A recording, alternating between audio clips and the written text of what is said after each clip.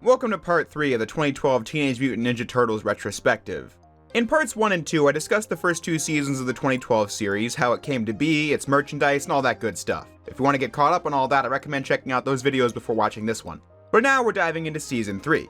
For a little bit of recap, Season 2 ended on September 26th of 2014 with a 2-part episode called The Invasion, where the Krang returned with their perfected mutagen to try and take over the city and then the world. The Turtles were beaten pretty bad by the Krang, and Leonardo was wounded by the Foot Clan, so the Turtles, Casey, and April retreat to the farmhouse April grew up on, while Splinter was left for dead by the Shredder, only to be saved by the mutant snake version of Karai. I make sure to get everyone up to speed on the Season 2 finale because one of my favorite things about the comment section on the previous video was the fact that the fans who grew up with the 2012 Turtles talked about how the Season 2 finale was so shocking to them because of how it was the first time they'd ever seen a story where the heroes lose, and lost big time and then the story just ends. Obviously, as a 23-year-old, my experience of the story isn't that, since I already know this is a famous TMNT arc they were adapting, and I just thought it was cool to see the 2012 take on it. But the fact that it would be utterly mind-blowing for a kid is a perspective I hadn't considered. But it is those little anecdotes that make a formative experience with storytelling all the more memorable, which is something I was trying to say in part 1 of my 2003 series retrospective back in 2021. Although that wasn't my first experience with such a plot twist, as I didn't catch the early seasons of that when it came out. My first time getting my mind blown by a plot twist was a video game I've talked into the ground over the years. But yeah, I just wanted to share that since I thought it was a really cool thing to read in the comments of the previous video. Now anyway, Season 3 began on October 3rd of 2014 with Episode 1, Within the Woods. The recap is narrated by April as she catches you up to speed in the Season 2 finale. But I also love how they took this moment as an opportunity to do an homage to the very same part in the 1990 TMNT movie where April narrated on the state of the Turtles at the farmhouse. That was a cool touch. But more importantly, Leo is back to being conscious in this episode, but something major has changed about him. I've been out that long? So, why does he sound different? He sustained damage to his throat, and pretty much everywhere else for that matter. Yeah, he's got a new voice. This was something I knew was coming from the beginning of the project. In the first season and about 3/4 of the second season, Leo was voiced by Jason Biggs, but this is a problem for Nickelodeon from day one. His most famous work was an R-rated comedy called American Pie, and most of his filmography is R-rated stuff, which shouldn't be an issue. Actors can be in all sorts of projects, but it was on social media where the issue really came up. When the TMNT social media was unveiling the cast on Twitter, they tagged Jason Biggs' account where he was known to make incredibly vulgar remarks that made a lot of parents who could see this feel uneasy about him being associated with the child-friendly Ninja Turtles franchise. What really caused a storm was when he had said something pretty vulgar regarding the wife of Paul Ryan while live tweeting the RNC in 2012. Now, when it was one instant before the show premiered, it was easy for Nickelodeon to put out a public apology on September 5th of 2012. But once the show was in high gear, it was a lot more difficult to ignore as Biggs just doubled down on the behavior that put his relationship with Nick in jeopardy. They told him the phone was literally ringing off the hook about it and just decided to be done with him halfway through Season 2. I was kinda confused at first, wondering how tweets from the early 2010s caused this much of a storm to where people would call the network, until I saw it was a story on Fox News. That would explain everything. Questioning someone's employment after vulgar remarks in 2012 and then complaining about sexy M&Ms getting cancelled 10 years later. That's a completely different story. Anyway, I first noticed in the middle of Season 2, during episodes that Biggs had recorded, that a different actor did some retakes, like this part of the Wormquake episode. There's something you should know. It's about your father. Your real name is Miwa. That actor was named Dominic Catrambone. And fun fact, he actually played Leonardo in the video games that were based on the 2012 series. Everyone else had their actors from the series. So they got him to play Leo in the last crop of episodes for Season 2. And I personally thought he did an excellent job. However, I guess he was always considered a stand-in voice by the production team, since before Season 3 aired, it was announced that the new permanent voice of Leonardo in the series going forward was Seth Green, who began in Season 3 and indeed lasted from then to the end of Season 5. I always find recasts to be a bit awkward since the actor is starting from scratch with a pre-established character that the audience got to know and the other actors built rapport and experience alongside, but you get used to it pretty fast. He gets a good grasp on the role in the first few episodes. Maybe it really is just because he was the first of the three, but Jason Biggs is my favorite of the three 2012 Leos. He just sounded the most fitting for the role as the teenage leader. I thought he did a really good job. I can see why he was let go of though, so I don't have a side I'm taking here. I can only really comment on the final product. I think all three are good in the role, and if you have a favorite, I can see why it would be any one of these three. And it's nice that the show at least bothered addressing it before moving on and never mentioning it again. Other shows wouldn't do that much. So I respect what the team behind the series did and how they went about it, but with that said, we can now talk about the episodes. When getting into this season, I was a bit concerned about the fact that the farmhouse arc takes up 8 episodes of a 26-episode season. We could talk more about this in season 4, but I feel like this compounds upon what I was saying last time. I had said that my biggest issue was season 2 that it was paced really slowly by having insignificant episodes placed directly between important arc-heavy episodes. Season 3 has a similar issue, in that I wouldn't say these episodes aren't relevant, but I think this show has an issue of spending too long on certain things. In the 2003 series, for example, the Turtles move to April's house at the end of Notes from the Underground Part 3, and then we get 1 episode of what it's like living there, and then it's time for Shredder Strikes Back Part 1 and 2. Then you get 2 episodes of the farmhouse, and then it's time for Return to New York Parts 1 through 3. It hits the same beats, but it just didn't spend any longer on things than was needed. I must repeat, I didn't think the quality dropped in the episodes themselves. For the most part, I thought these were good episodes with enjoyable concepts, like the episode where Donnie and Casey teamed up to take on a mutant car, and then a mutant chimera in the following episode. It certainly kept me entertained while watching, but it is noticeable how the plot is centered on the Turtles hanging out in the woods for 8 episodes. I guess you can say credit to the writers for getting the most out of the assets they made, but it also feels like a diversion from the actual plot. The ongoing thread is Leo getting better, but it feels really one note as he gets a little better, but then still feels like it's never going to improve until episode 8 where he's finally back to normal. I also had one major thought while watching the early episodes of this season, which was, how many Ninja Turtles does it take to clean up a mutagen spill? I mean, season 2 was all about a citywide mutation epidemic the Turtles inadvertently caused, and then like 4 of the first 8 episodes are about mutagen outbreaks in the woods. Like, clean up your act, guys, jeez. I don't know how clearly my point is being conveyed here, because I have similar thoughts in this whole season, but that isn't meant to say I don't enjoy it, I'm just not trying to repeat myself a ton. I think this show is fun and enjoyable with a really charming cast of characters, but I just think the pacing isn't great. From this roster, I think an episode that was pretty relevant was Buried Secrets, where the group finds what they think is April's mom, but was actually a fake created by the Krang and left behind for over a decade, giving the heroes and the audience more insight into what's going on with the Krang and April's family, paying off that mystery the early episodes set up.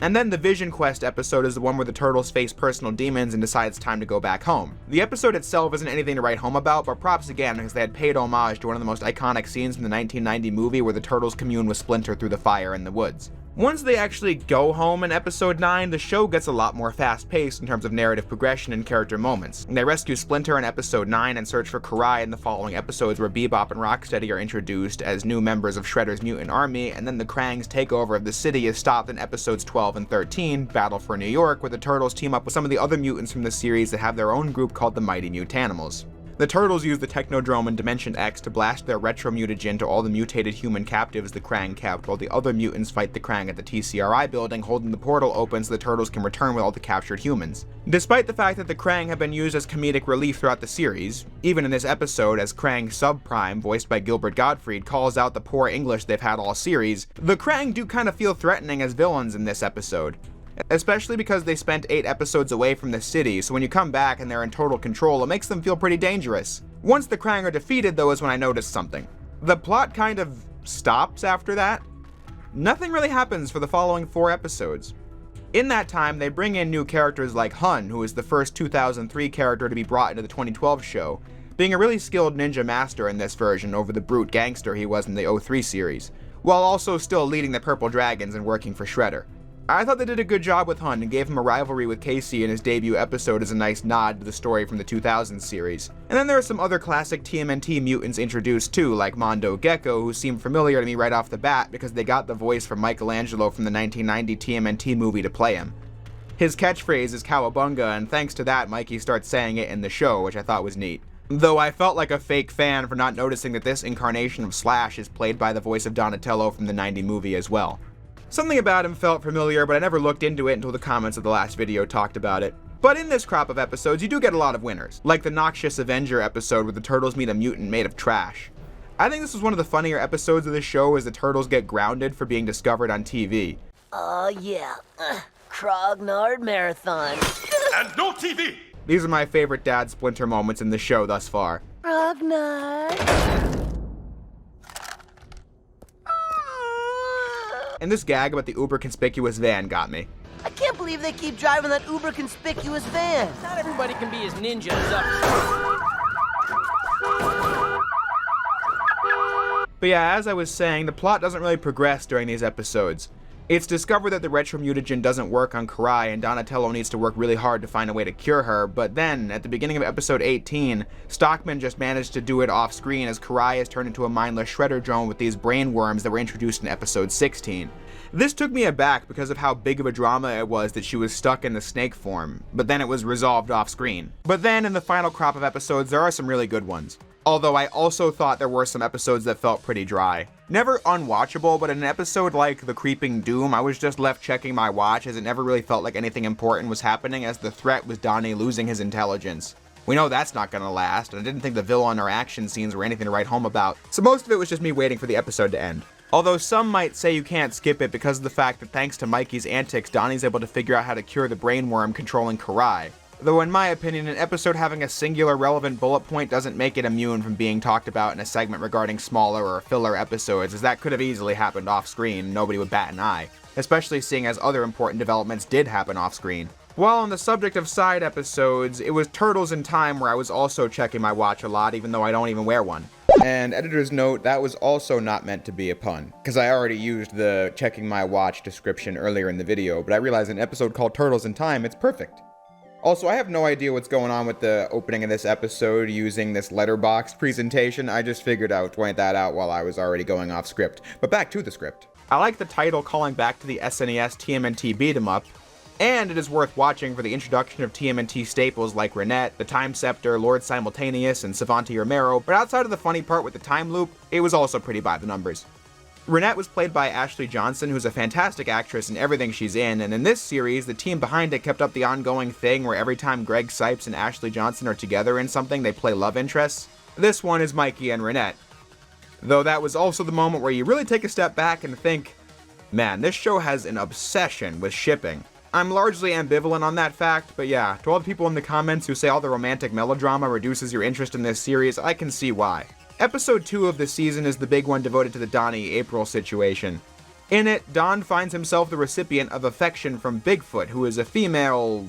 whatever species Bigfoot is. The episode runs through a lot of cliches, but you think it's finally leading towards this subplot being done as Don realizes what it's like being on the receiving end of unwanted affection, and he apologizes, which is all fine and good, only for April to then keep it going by kissing him, like... what? The writers had something good there, you know, ending this plotline in a note of how important it is to be self-aware and to not cling on to things only to renew it 5 seconds later and continue the love triangle thing for the remainder of the series. I don't know if the online discourse is why they did it like that, like maybe fans being invested in the ship is why they kept it going, but from a writing perspective, I think ending it on this note would have been logical and played better with the remaining episodes.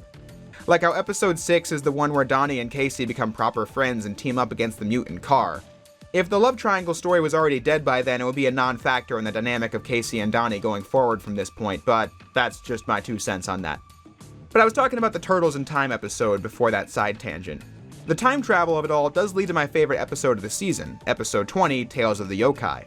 The Turtles are sent back in time by about 16 years, and they witness the fallout between Hamato Yoshi and Oroku Saki that led to their existence. You can think of it like a fusion of the episodes Secret Origins Part 2 and Tales of Master Yoshi from the 2003 series. In that the Turtles play a part in their backstory, and it shows the fallout of Yoshi and Saki, like the 2003 episode about Yoshi and Mashimi. This was just a really compelling premise, as Splinter's backstory and personality was already something I said made him the most interesting version of the character with the most dimension.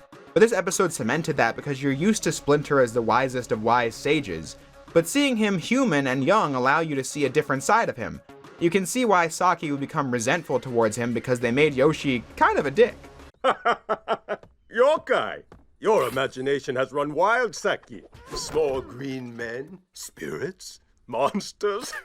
Your head has always been in the clouds, brother. Saki's still the bad guy at the end of the day. We can see how this whole experience of Yoshi losing his entire family at the hands of Saki and how his relationship with Saki rotting over the years before then created the wise and reserved Splinter of the present day, rather than him just always being that way. Again, this version is easily the best iteration of Splinter I've ever seen because he's the most fleshed out character of them all.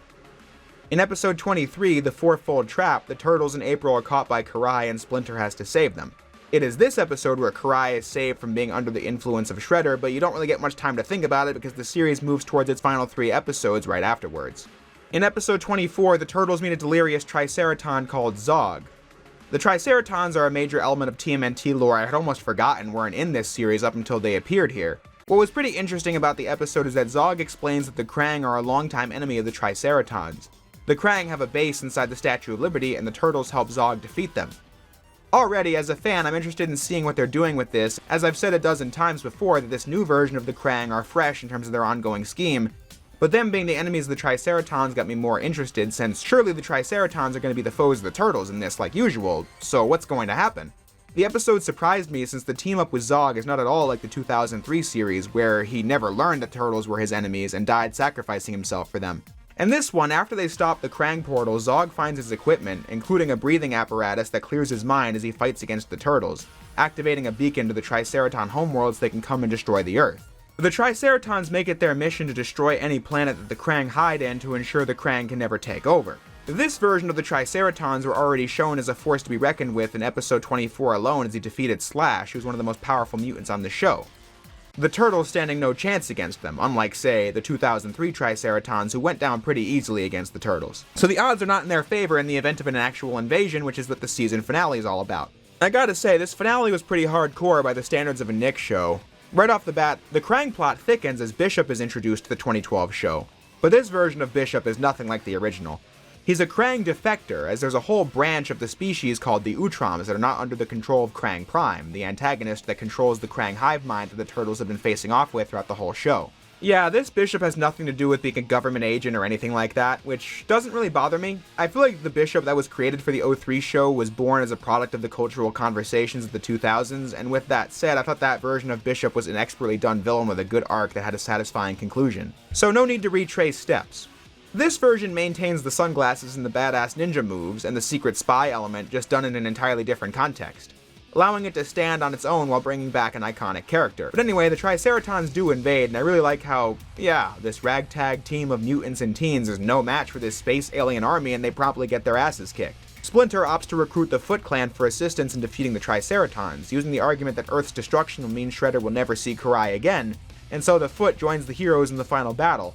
And while you think that will turn the tides, Shredder just decides to kill Splinter before they can deactivate the black hole bomb the Triceratons set up to destroy the world. I kinda knew something like that happened, but still, it does come as a surprise that the writers just went ahead and killed off Splinter, especially with Turtles that still have a lot of growing to do, narratively speaking. It also makes this Shredder memorable because he was a villain so dead set on his vendetta, one that we actually got to see the origin of a few episodes prior, that he would rather see the entire planet get sucked into a black hole than allow Splinter to succeed. It doesn't make him the most logical of villains, nor more menacing and badass than the Utrom Shredder, who will always be the best of the best in terms of TMNT bad guys if you ask me, but it's quite the moment to say the least. But at the last second, the Turtles, April, and Casey are saved from annihilation by Professor Honeycutt, the Fugitoid. And this is the note Season 3 ends on, and it was so good that I was interested in watching Season 4 right away, and at time of writing, I've already started watching Season 4 and I'm a few episodes in. Really, that just speaks to how cool of an ending Season 3 had. I may have had issues with the pacing of Season 3's story like I did with Season 2, but I say for the third time, this does not mean I had a bad experience with Season 3. Quite the opposite. I thought its plot was really good and it paid off narrative elements set up in previous seasons really well. It took slightly too long to get to each of these moments for my taste, but I thought the journey there was a lot of fun. Really, it just depends on Season 4 to stick the landing, as I believe Season 4 was meant to be the final season before Nick ordered a fifth and last one. The writers confidently ended things on a cool cliffhanger because the show had a fourth season ordered on June 17th, 2014, well before Season 3 even started airing. Season 3 ended with Annihilation Earth on September 27th of 2015, and Season 4 picked up 1 month later on October 25th of 2015. Going into Season 4, I am concerned about the Turtles in Space arc lasting 14 episodes from a 26-episode season, since that would mean my biggest issue with the show thus far would be made more severe, but nevertheless, I'm gonna go in with an open mind and see what happens, because I thought Season 3 was another quality addition to a really cool show, which is the note I'm gonna leave the video on, as I'll be back next week with the Season 4 video, where we'll see if I think the show succeeds in sticking the landing or not. Until then, I'll leave you with the same message I always do. Thank you all for watching, and I'll see you next time.